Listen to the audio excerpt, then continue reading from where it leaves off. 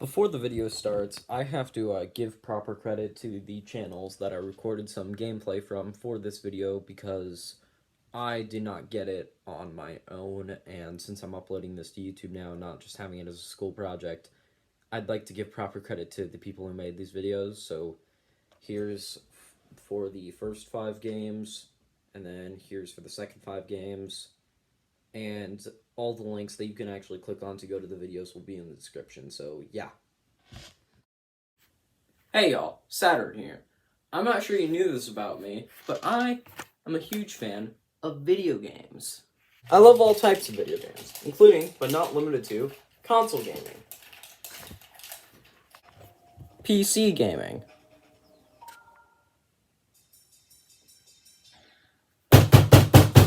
I even like playing games on my phone.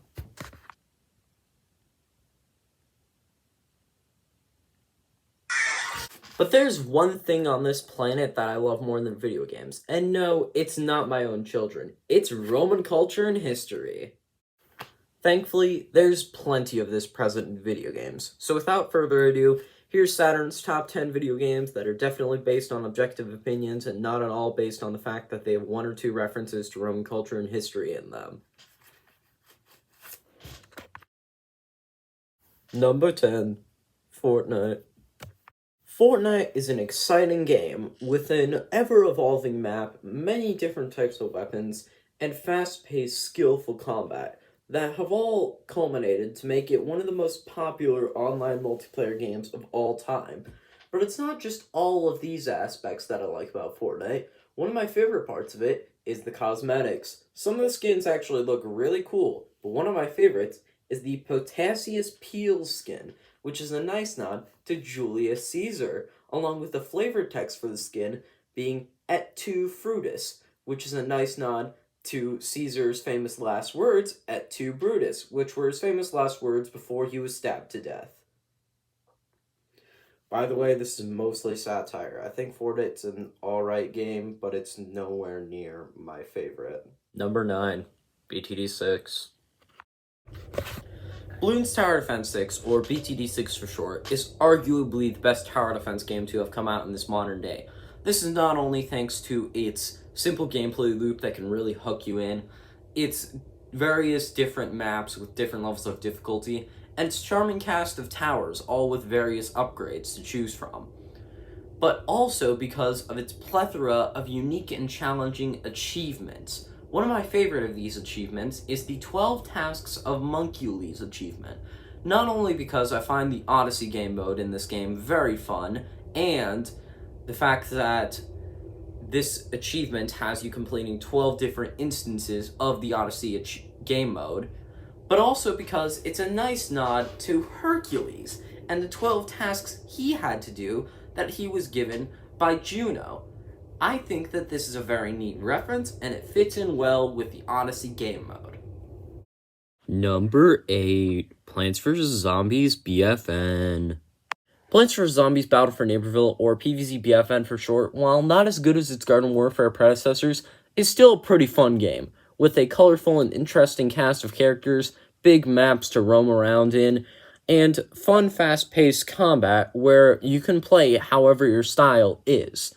As I said, one of my favorite parts of this game is its colorful cast of characters, but you can make these characters even more colorful by equipping different cool outfits for them.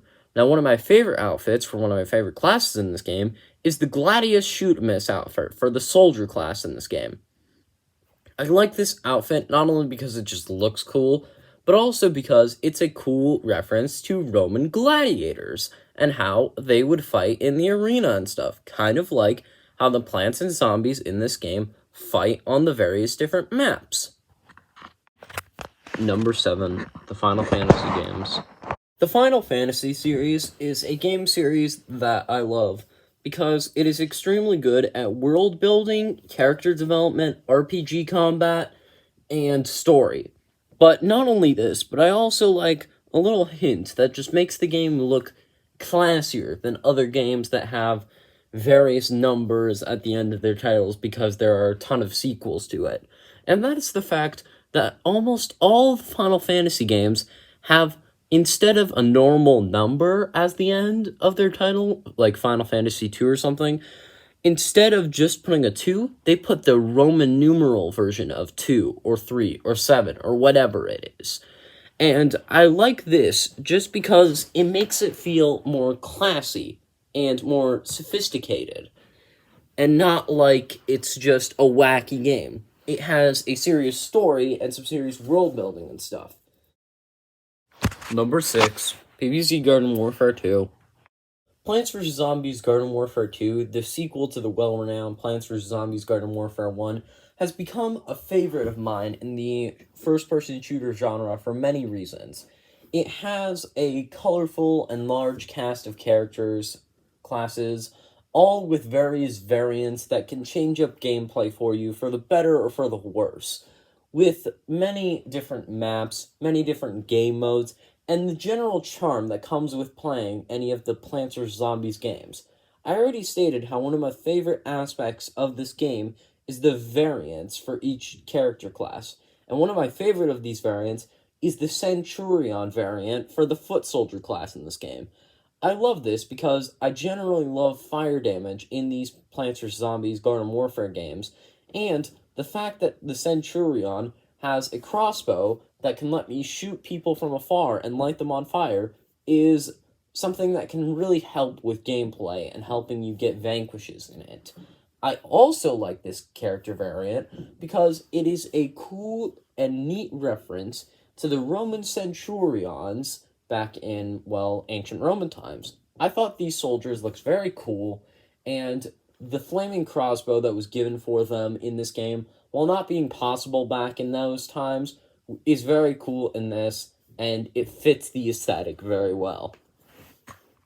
Number 5, Tabs. Totally Accurate Battle Simulator, or Tabs for short, is one of my favorite games, and that is because it is complete chaos. The whole premise of the game is, what if these two warriors from history or fictional characters fought to the death? What would happen?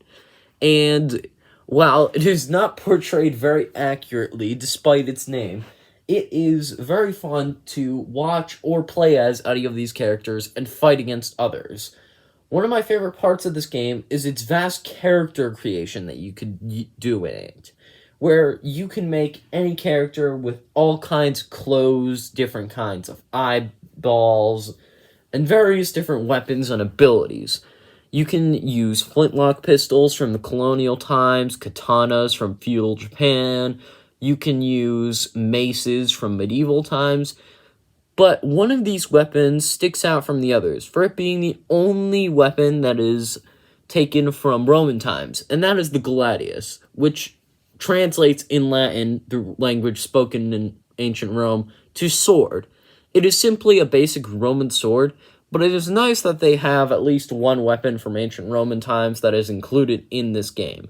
And it works very well as a short sword that you can use for characters, which I think is very convenient. Number 4, Super Mario Odyssey. Ever since I got my Nintendo Switch and Super Mario Odyssey back in early 2018, it has been my most favorite 3D platformer game of all time. It has smooth movement and controls, a vast open world to explore with plenty of collectibles. It has creative boss fights, intuitive mechanics, and plenty of other things that just makes it a wonderful game. But one nice touch that I like about it is its naming choice. The name Super Mario Odyssey is, of course, a reference to the Greek epic poem, the Odyssey, written by Homer. This story follows Odysseus, the king of Ithaca, going on a 10-year journey exploring unknown lands, trying to get back home after the events of the Trojan War. This was a wonderful naming choice for this game, because it is much like how, in Super Mario Odyssey, the events of the game is Mario exploring a ton of unknown lands that are at least unknown to him on his quest to save Princess Peach from Bowser, as is usual with most Mario games. These all culminate to make a wonderful game with a nice naming choice, making it even more great. Number 3, Terraria. Terraria. The survival game that this kid still thinks is a 2D Minecraft ripoff even after I time and time again show him how it's not. This game is amazing for a few reasons. One, it's got a ton of great it's got a ton of great references to other movies, video games, and media. It's got plenty of different bosses for you to face up against. It's got a big variety in weapons, armor, and accessories to choose so that you can make your own loadout however you want. And it has a vast open world to explore and many different biomes and areas to check out. One of the things I love about this game, as I already stated, is the combat. It's got great weapons and movement, and it's all around just great. One of my favorite enemies in this game is a nice little nod to Greek and Roman mythology, being Medusa, an enemy that's found in the marble biome in this game during the hard mode part of it. This enemy will occasionally turn you to stone, which can drop you to the ground and kill you from fall damage. And this is a nice nod, of course, to, well, Medusa from Greek mythology, the lady with snakes for hair, and she was cursed to have that and be really ugly because she claimed that she was better looking than Athena. And so she got really ugly and stuff. And she'll turn people to stone if she looks at them. So that's nice. But it's a nice addition, especially considering the vibe of the marble biome, with there also being hoplites as enemies there, which were Greek soldiers and warriors. Number 2, the Pokemon games. Pokemon has been one of my favorite video game series for a long time. And even though the recent games have been kind of mediocre, I still love this series just because I think the Pokemon look cool. That's literally the only reason I still like it. I think the Pokemon look kind of cool. Other than that, eh. But I do like how a lot of the Pokemon have a lot of Latin roots in their names. Latin, as you know, is the language that was spoken by ancient Roman people. And I'm going to show you 15 Pokemon. Well, actually, it would be 21 Pokemon. No, it's actually 20 Pokemon. No, it's 21 with Latin roots in their names. And here we go. The first Pokemon on this list is Snorlax. This Pokemon has the Latin root lax in this name, which means spacious. This makes sense because Snorlax is a very big Pokemon and, well, takes up a lot of space. After that, we have Luxray, which has the root Lux, meaning light. This makes sense because Luxray is an electric lynx, not a lion, and, well, electricity often produces light. The next Pokemon is a lion. It is Litleo, who has the Latin root Leo in its name, which means lion. Next up, we have our group of 6 Pokemon that I decided to put into a group of 6 because I felt like it would have been cheating if I separated them. These are all the Regi Pokemon, being Regice, Regirock, Registeel, Regigigas, Regieleki, and Regidrago. They all have the Latin root Regi in their name, meaning king or regal, and this makes sense because they are legendary Pokemon. They were thought of as, like, sort of kings of Pokemon and stuff. The next Pokemon I do not like much because he looks kind of ugly. It is Ambipom, who has the Latin rune in his name Ambi, meaning both. This makes sense because he has 2 tails, and both of them have a hand on them. Next up, we have Torterra, who has the Latin root terra, meaning earth, in it. And this makes sense because Torterra is, well, it's a giant turtle with a giant chunk of earth on its back that is so big that it's able to inhabit life and other Pokemon. The next Pokemon we have here is Celebi, who has the root Celebur in his name, which means honored, or it's the Latin root, Celebur meaning honored. And this makes sense because Celebi was a mythical Pokemon. You gotta be pretty honored to be called a mythical Pokemon. The next Pokemon on the list is Heracross, who has the Latin root acre, meaning sharp.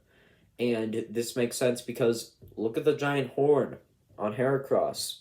Looks pretty sharp. You probably don't want to get stabbed by it, do you? The next Pokemon on the list is Porygon. It has the Latin root gon, meaning angle on it. And this makes sense because Porygon has a lot of angles on it because it is very blocky. It looks like whenever you try to peel a potato and don't just let your mom do it. The next Pokemon on this list is Larvitar. It has the Latin root tardis, meaning slow in it. And this makes sense because it's a pretty slow. I mean, it's a larva. What do you really expect from it? Next up on the list is Tauros, who has the Latin root Taurus, meaning bull in its name. And this, of course, makes sense because it's very obviously a bull. The next Pokemon here is Arcanine, who has the Latin root, or a variation of Latin root Canis in its name, meaning dog. And this makes sense because Arcanine, it's a dog. Next is Teddiursa, who has the Latin root Ursa in its name, meaning bear. And this makes sense because Teddiursa is a bear. I know it's pretty boring. After that, we have Aerodactyl, who has the Latin root dactyl, meaning finger in it. And this makes sense because I believe they also used this root when naming the pterodactyl, the dinosaur this Pokemon is based off of. Because, if I remember correctly, pterodactyls, their wings were like kind of like bat wings, where they had a bunch of long fingers that controlled the wings and stuff. And finally, my favorite of these 15 Pokemon, or sorry, 21 Pokemon, is Genesect. It has the Latin root sect, meaning cut, in it. And this makes sense because on top of the giant Death Ray blaster cannon on its back, Genesect also has a couple of sharp, I think they're scythes on its arms. I like Genesect. It's a pretty cool Pokemon. Number 1, Hollow Knight. Oh wait, you guys are still here? Alright, well, my number 1 for my most favorite game of all time, it goes to Hollow Knight. And that's for a few reasons. It has amazing combat. It's got some really good bosses that really test your skills when it comes to 2D platforming. The movement in the game is great. It's got a wonderful giant open map. The art style is very cool, and it's got a really good story, despite the fact that 90% of the characters are bugs. It is just an incredible game, and anyone who is somewhat fond of video games should play it for themselves. Now, I bring up this game because it has not 3, not 4, not 5, but 2 references to Roman culture and history. Those being the Colosseum of Fools, which is an area in the game where you can fight a bunch of bugs to earn Geo, and this is obviously a reference to the Roman Colosseum, which was the most famous amphitheater in ancient Rome, and still is to this day, even though there aren't a whole lot of ancient Roman amphitheaters around anymore that aren't in ruins. But that's besides the point. It's a cool reference. And the other reference in this game is the Pantheon, which in this game, in Hollow Knight, it is a place where you can do a boss rush of sorts, which, as a matter of fact, the gameplay you're seeing in the background right now is gameplay of the 5th Pantheon in this game, which has you going up against every one of the bosses back to back with no breaks in between. Now, this is a reference to the Roman Pantheon, which was an incredibly famous temple in Rome that housed all sorts of statues of gods and stuff. Now, you might be thinking, gods, bosses in video games that are bugs, that doesn't add up. Actually, it does, because there's an area in the game where you can fight each of the bosses individually without having to fight them all at once, without, like, taking a break in between each of them. And that area is called the Hall of Gods, which would mean that each of these bosses that you fight in this game is a god, which is not true for most of the bosses in the game, but this does make it make sense why the boss rush area in this game is called the Pantheon. Anyways, Hollow Knight's a really good game. You should play it. I got a dentist appointment in 5 minutes, so bye.